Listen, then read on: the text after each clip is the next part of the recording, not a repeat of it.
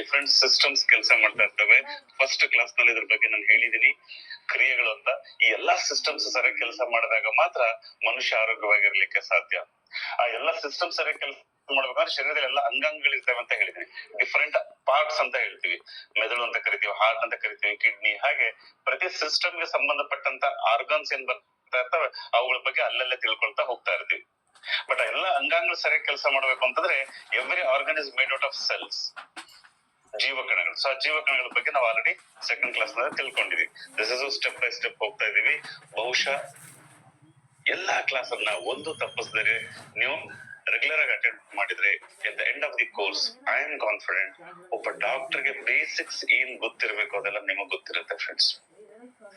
ಎರಡು ಕಾರಣಗಳಿಗಾಗಿ ಕೋರ್ಸ್ ನಡೀತಾ ಇದೆ, ಪದೇ ಪದೇ ಹೇಳ್ತಾ ಇರ್ತೀನಿ. ಮೊದಲನೇದು, ಈ ಸಂಸ್ಥೆಯಲ್ಲಿ ನಿಮ್ಮ ವೆಲ್ನೆಸ್ ಪ್ರಾಡಕ್ಟ್ಸ್ ಅನ್ನ ಸರಿಯಾಗಿ ಟೆಕ್ನಿಕಲಿ ಮಾತಾಡಿ ಪ್ರಮೋಟ್ ಮಾಡ್ಲಿಕ್ಕೆ ಬೇಕಾದಂತ ವ್ಯಕ್ತಿತ್ವ ನೀವು ಪಡಿತೀರಾ ಅಂತ ಒಬ್ಬ ಟೆಕ್ನಿಕಲಿ ಸೌಂಡ್ ಪರ್ಸನ್ ನೀವು ಆಗ್ತೀರಾ.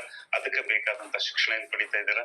ಎರಡನೇದು ತುಂಬಾ ಇಂಪಾರ್ಟೆಂಟ್, ನಿಮ್ಮ ಫ್ಯಾಮಿಲಿಯನ್ನ ಆರೋಗ್ಯವಾಗಿ ಇಟ್ಕೊಳ್ಳಿಕ್ಕೆ ಬೇಕಾದಂತ ಮಾಹಿತಿ ಪಡಿತಾ ಇರ್ತೀರಾ. ನಿಮ್ಮ ಕುಟುಂಬನೇ ಹೇಳಲಿಕ್ಕೆ ಶುರು ಮಾಡ್ತಾರೆ, ನಿಮ್ಮ ಫ್ಯಾಮಿಲಿ ಮೆಂಬರ್ಸ್ ನಮ್ಗೆ ಹೇಳಲಿಕ್ಕೆ ಶುರು ಮಾಡ್ತಾರೆ, ಎಸ್ ನೀನೊಬ್ಬ ಡಾಕ್ಟರ್ ತರ ಮಾತನಾಡ್ಲಿಕ್ಕೆ ಶುರು ಮಾಡಿದ್ಯಾ. ಆ ಒಂದು ಅದ್ಭುತವಾದಂತ ಏನು ಅಪ್ರಿಸಿಯೇಷನ್ ನ ಪಡೆಯೋದಕ್ಕೆ ಈ ಶಿಕ್ಷಣ ಸಹಾಯ ಮಾಡುತ್ತೆ. ಆದ್ರಿಂದ ರೆಗ್ಯುಲರ್ ಆಗಿ ಅಟೆಂಡ್ ಮಾಡ್ತಾ ಇರಿ ಅಂತ ಹೇಳ್ತಾ, let us get into the ದ ಸಿಸ್ಟಮ್ಸ್. ಲಾಸ್ಟ್ ಕ್ಲಾಸ್ ನಲ್ಲಿ ಹೇಳ್ತಿದ್ದೆ ಕಾರ್ಡಿಯೋವಾಸ್ಕ್ಯುಲರ್ ಸಿಸ್ಟಮ್ ಇಂದ ಡೈಜೆಸ್ಟಿವ್ ಸಿಸ್ಟಮ್ ಎಲ್ಲ ತಿಳ್ಕೊಳ್ತಾ ಹೋಗೋಣ ಅಂತ. ಇವತ್ತು ಫಸ್ಟ್ ಸಿಸ್ಟಮ್, ಮೊದಲನೇದು ಡೈಜೆಸ್ಟಿವ್ ಸಿಸ್ಟಮ್ ನಿಂದ ಶುರು ಮಾಡೋಣ.